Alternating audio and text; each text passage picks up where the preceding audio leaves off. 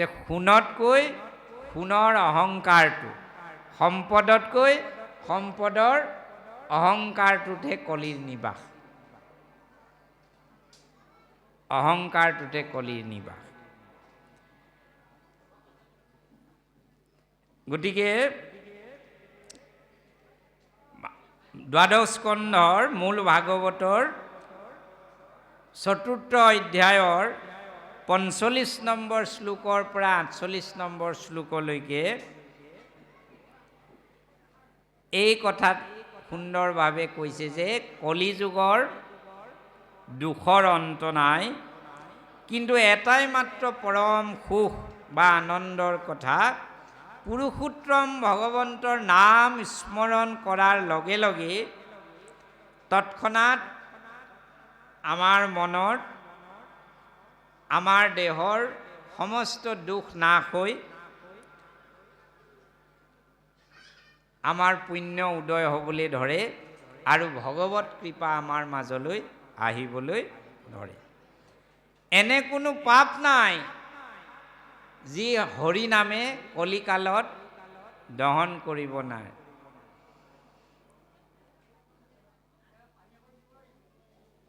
ইমান কোনো পাপ নাই যে হৰি নামে পাতকীয়ে ইমান পাপ কৰিব নোৱাৰে। হৰি নামে যত পাপ সংহৰিতে পাৰে, ততেক পাতকী পাপ কৰিতে নোৱাৰে। এনে কৰাটো বাদেই দিয়ক, উদ্যমেও কৰোঁ বুলিও কৰিব নোৱাৰে কলিকালত ইমান পাপ যে হৰি নামে তাক দূৰ কৰিব নোৱাৰিব।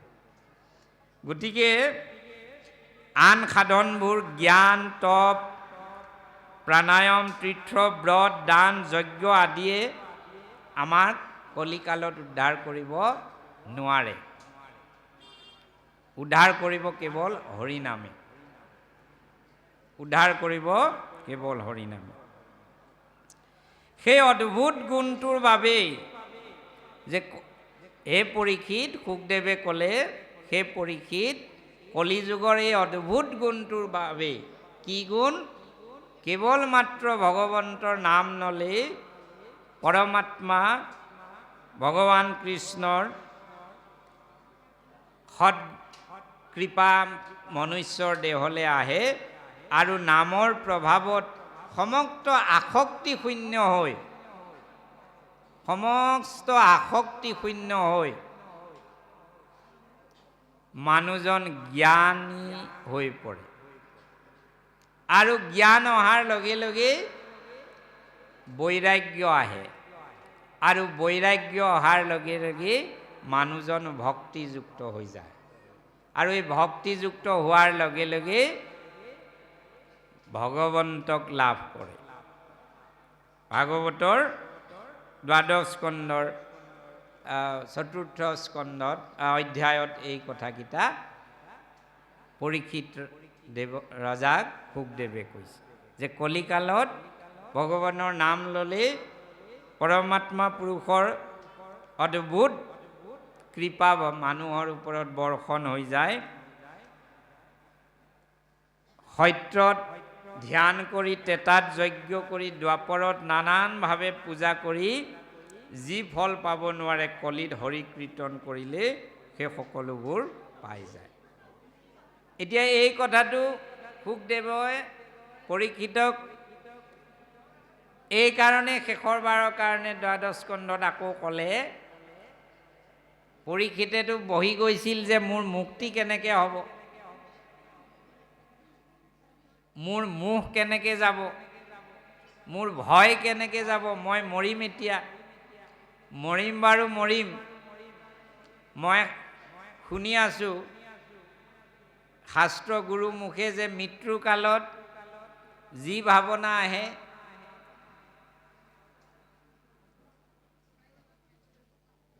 যি নাম শ্ৰৱণ হয়, সেই গতিয়ে পোৱা যায়, সেই জন্মকে আকৌ ল'বগৈ লগা হয়। জড়ভৰতে হৰিণটোৰ কথা চিন্তা কৰোঁতে হৰিণৰ জন্ম পাইছিল। প্ৰহ্লাদে পূৰ্বজন্মত তেওঁ ব্ৰাহ্মণ আছিল, তেওঁ এক ধ্যান কৰি থাকোঁতে, ভগৱন্ত চিন্তা কৰি থাকোঁতে আশ্ৰমত অসুৰবিলাকে প্ৰৱেশ কৰি লণ্ড বন্ধ কৰোঁতে তেওঁ কাণত অসুৰ অসুৰ চিঞৰ শুনাৰ কাৰণে লগে লগে প্ৰাণ ত্যাগ হৈছিল, সেইকাৰণে অসুৰ জন্ম ল'ব লগা হৈছিল, অসুৰৰ ঘৰত জন্ম ল'ব লগা হৈছিল। গতিকে পৰীক্ষিত ৰজাই ভয় খাই আছিল যে সাপ এটাই তক্ষকটোৱে যেতিয়া আহিব ফণা মেলি মোক খুটিবলৈ, মইতো তাৰ চেহেৰাটো দেখি মৃত্যু হ'ম, পিছৰ জন্মত মই সাপে হ'ব লাগিব। কি উপায়? সেইটোকে উপায়টো দিবলৈ বোলে শুকদেৱে ক'লে, বোলে উপায় আছে, তুমি মৃত্যুৰ সময়ত যদি হৰি দৰ্শন হয়, তোমাৰ যদি ভগৱন্তক দেখা আৰু ভগৱন্তৰ নাম তোমাৰ মুখত আহে, তুমি তেতিয়া আৰু মৰিও অমৰ হ'বা, তাৰমানে চিধা তুমি বৈকুণ্ঠলৈ যাবা, বৈকুণ্ঠলৈ যাবা, ভগৱত প্ৰাপ্তি হ'বা। বোলে সেইটো এতিয়া হ'ব কেনেকৈ? বোলে 7 দিন আছে, প্ৰথমতে বহি যোৱা, মোৰ কথাবোৰ শুনা, এই বুলি কৃষ্ণ কথাবোৰ ক'লে। এতিয়া কথাখিনিনো কিয় ক'লে, পোনে পোনে কৈ নিদিলে কিয়? মনত সংশয় আছে, হ'ব জানো? নামে উদ্ধাৰ কৰিব জানো? ৰতি অহা নাই, 1 নম্বৰ, মানে জ্ঞান হোৱা নাই। মই মোৰ দেহ, মোৰ ৰাজ্য, মোৰ ধন, এইখন মোৰ জগত, এইখন মোৰ সংসাৰ, এয়া মোৰ ভাৰ্যা, এয়া মোৰ পুত্ৰ, মই আমুক, মই তামুক পদাধিকাৰী, এই মোহত যেতিয়ালৈকে আমি আছোঁ তেতিয়ালৈকে ভগৱত জ্ঞান আমাৰ আহিব নোৱাৰে।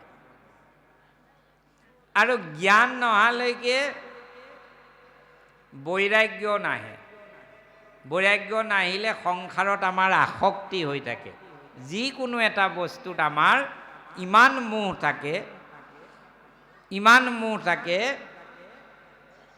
যে তাক আমি কেতিয়াও এৰিব নোৱাৰোঁ।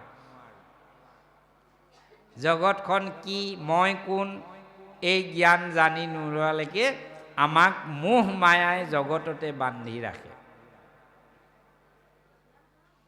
সেই মোহ কেতিয়াবা পুত্ৰৰ হ'ব পাৰে, সেই মোহ কেতিয়াবা পত্নীত হ'ব পাৰে, সেই মোহ কেতিয়াবা মোৰ নিজৰ ধন দৌলতত হ'ব পাৰে, সেই মোহ কেতিয়াবা মোৰ মান প্ৰতিষ্ঠাত হ'ব পাৰে। কেতিয়াবা কেতিয়াবা মোহ এনেকুৱা অৱস্থালৈ যায়গৈ,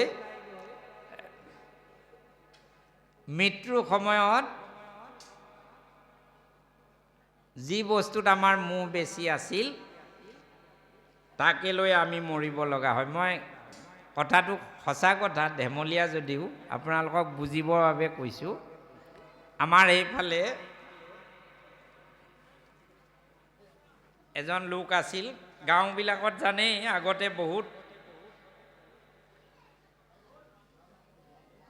এই মানে একো কাম নাই আৰু, আমাৰ গাঁওবিলাকত বিলাক তেনেকুৱাই বেছি, হৰিনাম ল'বলৈ নামঘৰলৈ আহিবলৈ সময় নাই, কিন্তু তিনিআলিতে বহি এই যে দলিয়াই দিয়া ভাগৱত বুজি পাইছেনে, এনেকৈ এনেকৈ যে মেলি লৈ চাই থাকে, সেইখন কিন্তু কৰিবলৈ আমাৰ সময় থাকে চবৰে, ডেকা বুঢ়া।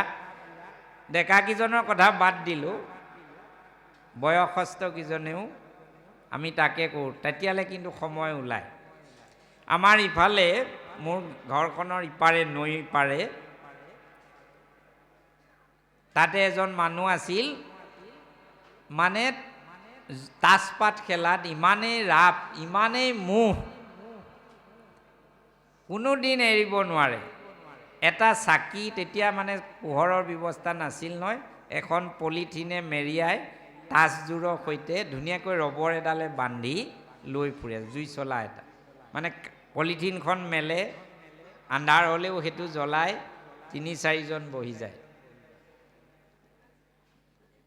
আৰু মৃত্যুৰ সময়ত তেওঁ পৰি আছে, সকলো পুত্ৰ ভাৰ্যা ওচৰ চুবুৰীয়া ৰৈ আছে, ৰাম কওক, ৰাম কওক, চিপ টানে নহয় শেষৰ সময়ত, দীঘলীয়া দীঘলীয়া।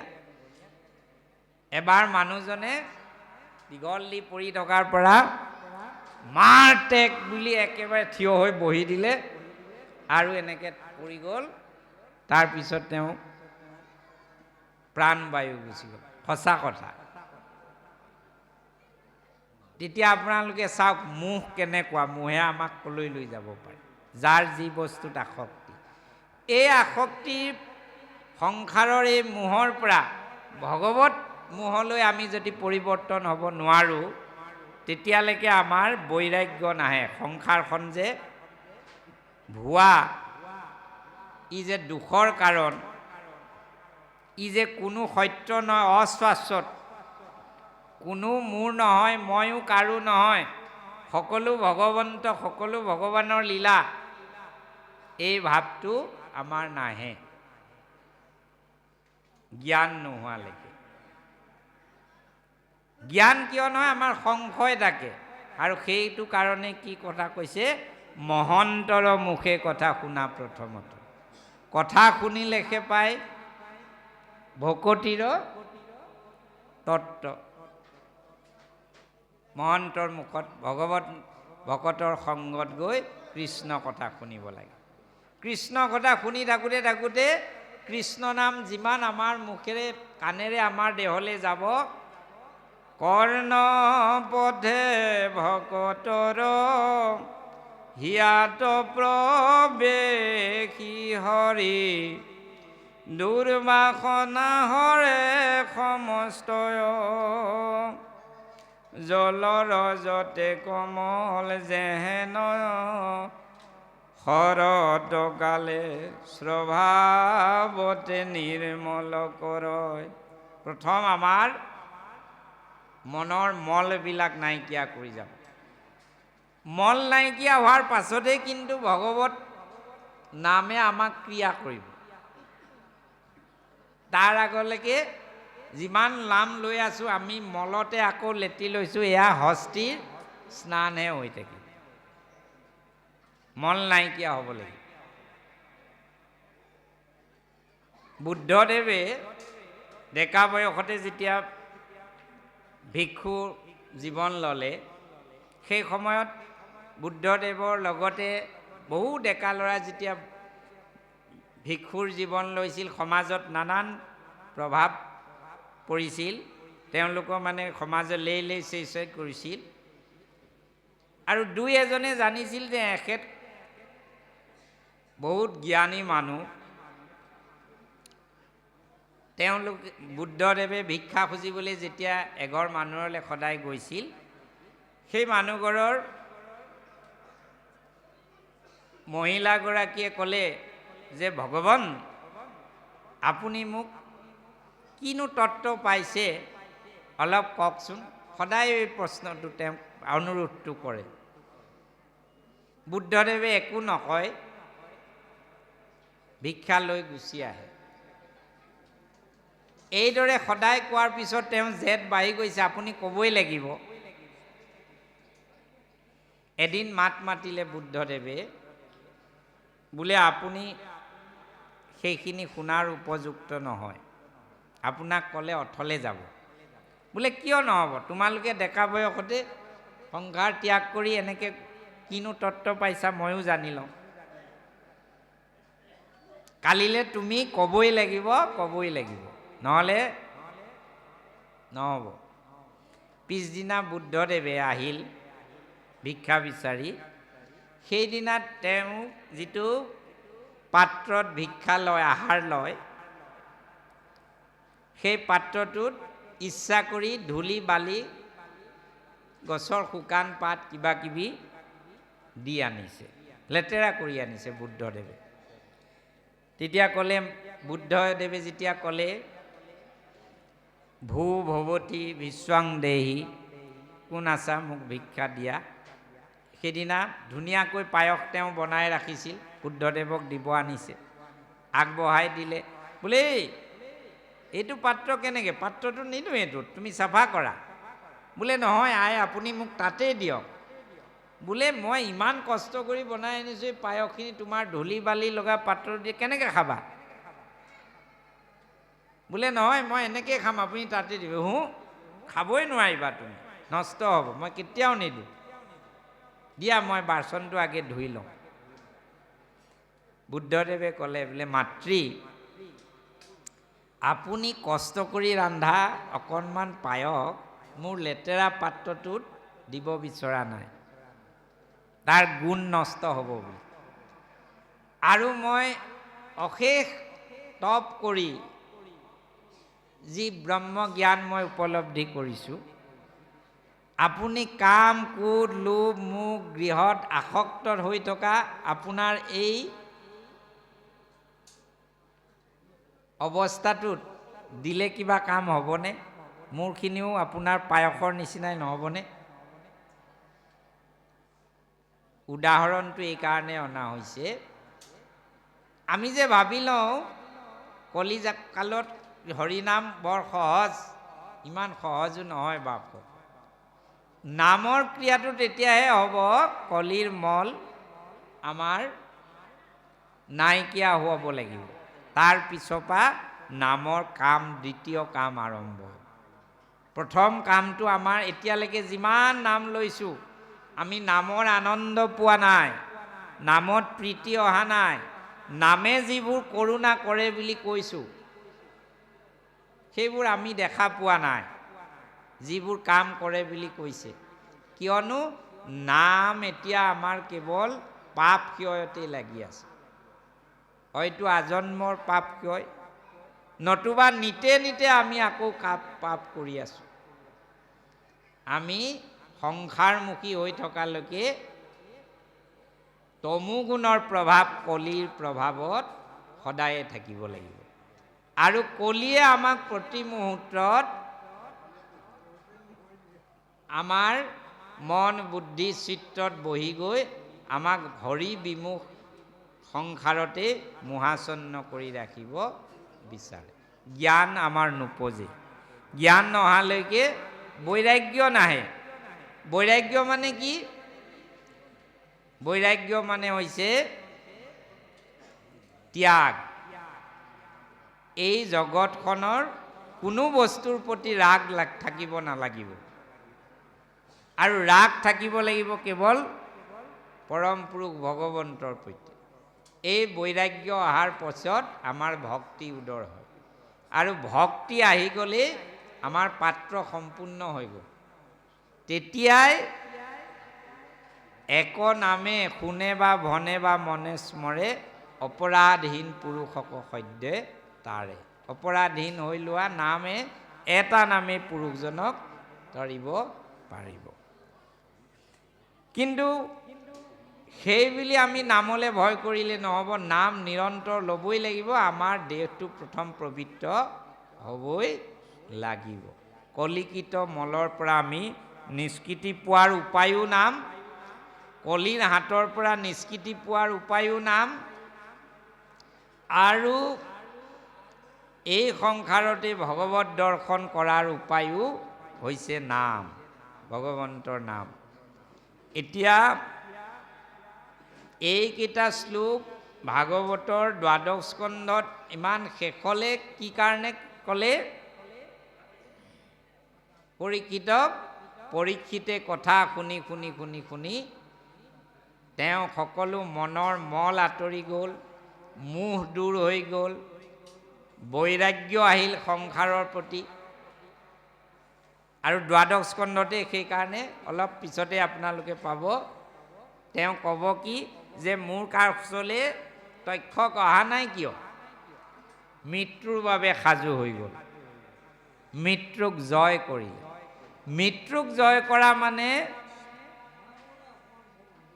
অমৰ হৈ থকা নহয় বাপসকল। মৃত্যুক জয় কৰা মানে মৃত্যুৰ ভয়হীন হৈ পৰা, তাৰ নামহে মৃত্যুক জয় কৰা। যি পৰীক্ষিতে মৰিম বুলি ভয়ত কি কৰিলে? বাচি মেতিয়া বুলি বহি গৈছিল নদীৰ পাৰত ৰাজবসন ত্যাগ কৰি। সেই পৰীক্ষিতে এইবাৰ ভাগৱত কথা শুনাৰ পিছত জ্ঞান বৈৰাগ্য আৰু ভক্তি উদয় হোৱাৰ পাছত কি বুলি কৈছে? সোনকালে মোৰ ওচৰলৈ তক্ষক নাহে কিয়? কি কাৰণ?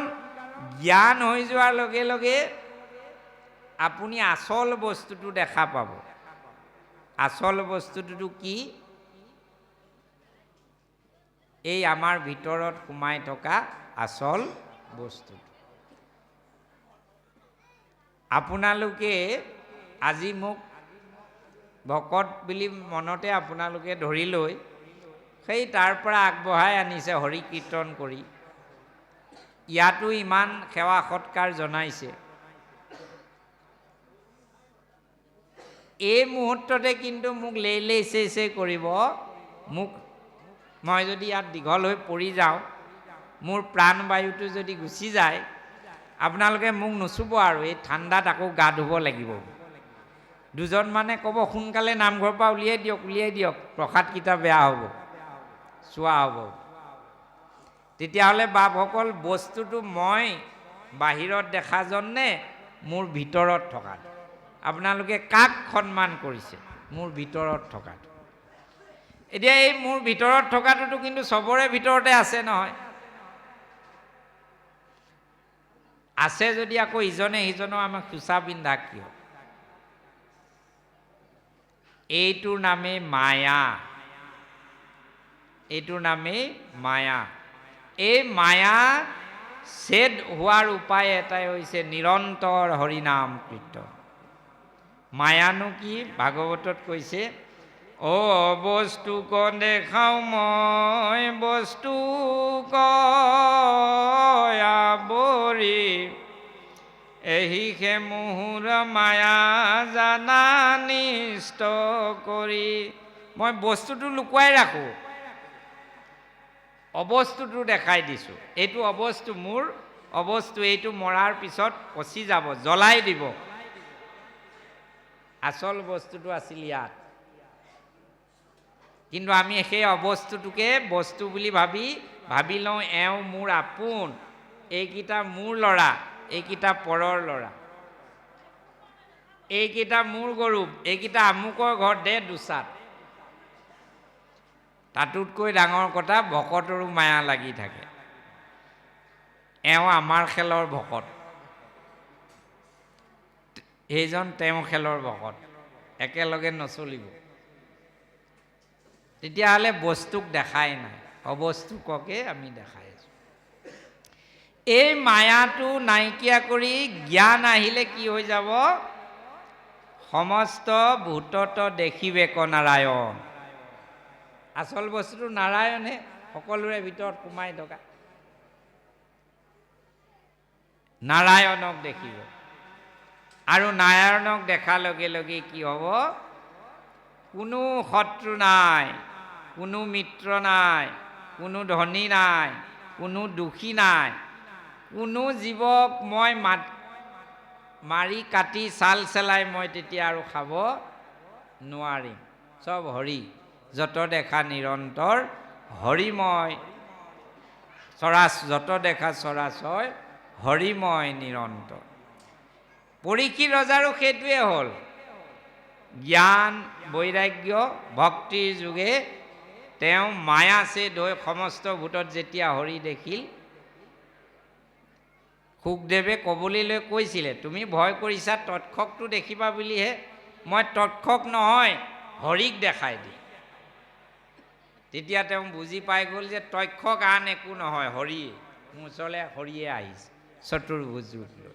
গতিকে তেওঁ আহ্বান জনাইছে, তক্ষক সোনকালে নাহে কিয়? তেনেকুৱা হৈ আমি মৃত্যু হ'লে মৃত্যুৰ ওপৰত আমাৰ বিজয় হৈ গ'ল, জয় হৈ গ'ল। আৰু সেই বস্তুটো যদি দেখা পাওঁ, বেলেগ এখন বৈকুণ্ঠলৈ যাব নালাগে বাপসকল, ইয়ালৈকে বৈকুণ্ঠখন নামি আহিব। ইয়ালৈকে বৈকুণ্ঠখন নামি আহিব, আপোনাৰ ঘৰলৈ আহিব।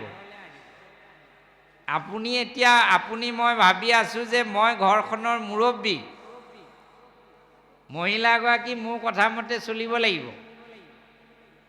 মোৰ লেমেন ল'ৰাকেইটা মোৰ মতে চলিব লাগিব।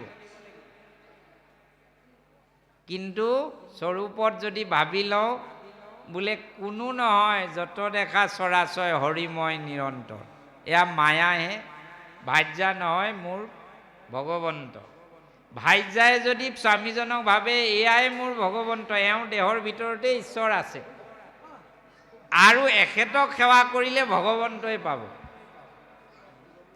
পুত্ৰই যদি ভাবি লয় পিতৃ মাতৃতে মোৰ ভগৱান সোমাই আছে, এওঁলোকক সেৱা শুশ্ৰূষা, এওঁলোকক ভালদৰে ৰখাৰ ব্যৱস্থা যদি কৰিলে মই ভগৱন্তৰে সেৱা কৰি থকা হ'ব।